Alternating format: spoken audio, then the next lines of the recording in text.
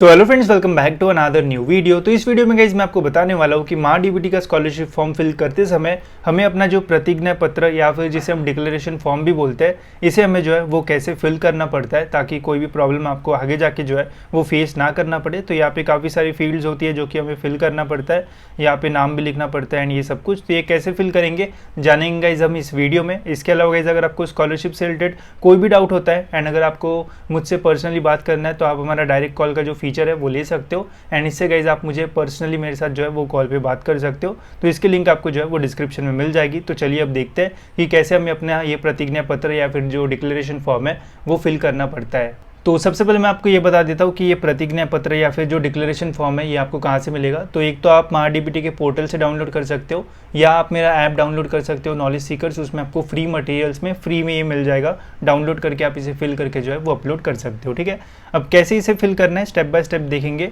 तो as a student, मैं as a student हूँ एंड मैं कैसे इस फॉर्म को भरता हूँ उसका डेमो देके मैं आपको जो है वो समझाता हूँ ताकि आपको ईजी वे में जो है वो समझ में आए। ठीक है, अब सपोज करते हैं, देखो यहाँ पे लिखा हुआ है श्री श्रीमती, यहाँ पे हमें पेरेंट्स का जो नाम है वो डालना पड़ता है। ठीक है, मतलब ये एज अ पेरेंट हमें जो फॉर्म है वो भरना पड़ता है। तो मैं यहाँ पे मेरे पापा का नाम जो है वो डाल देता हूँ। ठीक है, तो ये मैंने यहाँ पे नाम डाल दिया।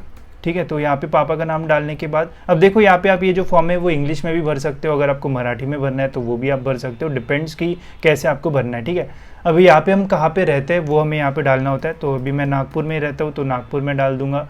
फिर मेरा जो तालुका है वो भी नागपुर है तो ये मैंने डाल दिया। फिर मेरा जो ज़िला है वो भी नागपुर ही है तो वो भी मैं यहाँ पे जो है वो डाल देता हूँ। ठीक है, जो नागपुर के आसपास जैसे किसी का अमरावती होगा, किसी का वर्धा होगा, भंडारा होगा, या फिर अगर आप मुंबई के होगे तो कुर्ला, या फिर नवी मुंबई में घनसोली के होगे एंड आपका जो ज़िला है वो नवी मुंबई रहेगा। तो डिपेंड्स कि क्या आप कहाँ पे आप रहते हो उसके अकॉर्डिंग यहाँ पे आपको सारी जो चीज़ें है वो फिल करना है। ठीक है, ये फिल करने के बाद यहाँ पे लिखा है येथील कायम रहिवासी असून मला एकूण, मतलब आपके पेरेंट्स को कितने लड़के या फिर लड़कियाँ है, टोटल नंबर कितना है, मतलब एक लड़की और एक लड़का है तो मतलब दो, या फिर दो ही लड़के हैं तो जो भी है। ठीक है, तो टोटल नंबर यहाँ पे डालना है। तो मेरे घर में मेरा एक भाई और मैं ही हूँ तो हम दो ही लड़के हैं हमारे फैमिली में, तो यहाँ पे मैंने दो डाल दिया।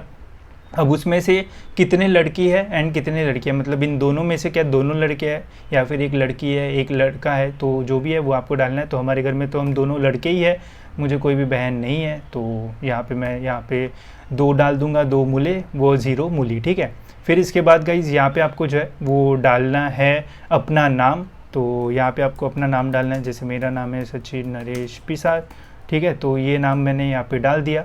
अब यहाँ पे पूछा गया है कि ये जो आपका बच्चा है सचिन, तो ये कौन सा लाभार्थी है, मतलब जैसे मेरे दो, मतलब मेरा और एक भाई है। ठीक है, तो उसने कभी भी स्कॉलरशिप फॉर्म जो है वो नहीं भरा है। ठीक है, तो मैं मेरे फैमिली से फर्स्ट पर्सन हूँ जो कि स्कॉलरशिप के बेनिफिट जो है वो लेने वाला हूँ। ठीक है, तो इसका मीनिंग ये है कि मैं फर्स्ट पर्सन हूँ जो कि बेनिफिट्स लेगा, बाकी को मैं जो है वो क्रॉस करूँगा। ठीक है, अगर सपोज़ आपके घर में आपका एक बड़ा भाई या फिर बड़ी बहन है एंड उसने ऑलरेडी स्कॉलरशिप फॉर्म भरा है तो उसने बेनिफिट लिया है, तो मतलब वो फर्स्ट पर्सन रहेगी, तो आप क्या रहेंगे, आप सेकंड पर्सन रहोगे। ठीक है, फिर आपका सेकंड पे टिक रहेगा एंड फर्स्ट पे आपका जो है वो ऐसा स्लैश रहेगा। ठीक है, अब ये होने के बाद गाइज फिर यहाँ पे अब जो मैं हूँ उसका जेंडर पूछा है, क्या वो लड़की है या फिर लड़का है, तो मैं यहाँ पे पुरुष पे टिक करूँगा एंड स्त्री पे जो है वो क्रॉस करूँगा। ठीक है, तो ती या महाविद्यालय, मतलब यहाँ पे आपको अपने कॉलेज का या फिर स्कूल का जो भी नाम है वो डालना है।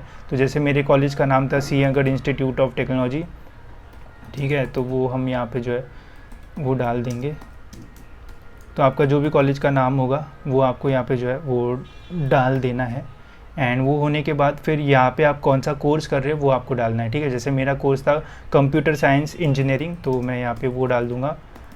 ठीक है, आप शॉर्ट फॉर्म भी डाल सकते हो, अगर आपका छोटा है तो आप लॉन्ग फॉर्म भी डाल सकते हो एंड यहाँ पे अपना ईयर भी जो है वो मेंशन कर सकते हो, जैसे फर्स्ट ईयर में होगे तो आप FE डाल सकते हो। ठीक है, और सेकेंड ईयर में होगे तो आप SE यहाँ पे जो है वो डाल सकते हो, डिपेंड्स। फिर या अभ्यासक्रमात शिक्षण घेत असून तो ती डैश शिक्षणवृत्ती, मतलब कौन से स्कीम के लिए आप अप्लाई कर रहे हो वो आपको डालना है। जैसे मैं अप्लाई करता था post matrics post matric scholarship for OBC students, ठीक है। तो इसके लिए मैं अप्लाई करता था। आपका राजश्री शाहू महाराज GW जो भी होगा वो आपको यहाँ पे जो है वो डालना है, ठीक है। ये डालने के बाद यहाँ पे बोला है या शिक्षणवती योजना अर्ज करीत आहे यापूर्वी माझ्या कुटुंबातून एकूण डैश, मतलब इसके पहले, मतलब मेरे से पहले मेरे फैमिली में से कितने लोगों ने स्कॉलरशिप के बेनिफिट्स लिए थे। तो मेरे फैमिली में मेरे से पहले तो किसी ने नहीं लिए, तो इसलिए यहाँ पे 0 डाल दूंगा। अगर आपके बड़े भाई ने इसके पहले स्कॉलरशिप फॉर्म भरा होगा तो यहाँ पे आप 1 डाल सकते हो। अगर आपको 2 भाई है उन्होंने लिया होगा तो वो आप डाल सकते हो। अगर यहाँ पे 0 है तो यहाँ पे आपको किसी का भी जो नाम है वो डालना नहीं है। बट अगर आपके फैमिली ने किसी ने आपके पहले स्कॉलरशिप के बेनिफिट्स लिए हैं तो यहाँ पे आपको वो नंबर डालना पड़ेगा। अगर वो 1 है तो उसका नाम आपको यहाँ पे जो है वो डालना पड़ेगा, ठीक है। अगर सपोज मेरे भाई ने बेनिफिट्स लिए होते तो यहाँ पे 1 रहता है एंड यहाँ पे उसका नाम जो है वो रहता। अब तो उसने नहीं लिया इसलिए यहाँ पे इसका जो नाम है वो नहीं रहेगा, ठीक है। तो कुछ इस टाइप से आपको ये जो है वो फिल करना है। इसके बाद यहाँ पे आपको अपने पापा का जो सिग्नेचर है वो करना है, मतलब आपको नहीं करना है, आपके पापा को करना है, ठीक है। तो मेरे पापा का सिग्नेचर कुछ ऐसा रहता था, ठीक है। तो वो यहाँ पे आपको करना है। फिर यहाँ पे आपके मतलब खुद का सिग्नेचर करना है, तो आपका सिग्नेचर जो भी जैसा भी होगा वैसे ही आपको जो है वो कर देना है। यहाँ पे आपको डेट डालना है।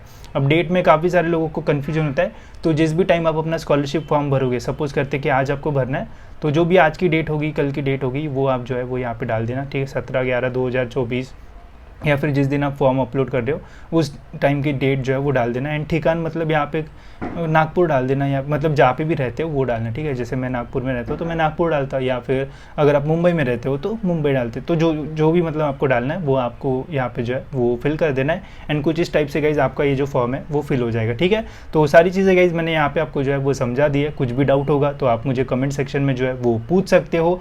एंड इसके अलावा गाइज अगर आपको और भी बहुत सारे डाउट्स हैं तो आप हमारा डायरेक्ट कॉल का जो फीचर है वो ले सकते हो एंड यहाँ पे अपने जो क्वेश्चंस है वो पूछ सकते हो, ठीक है।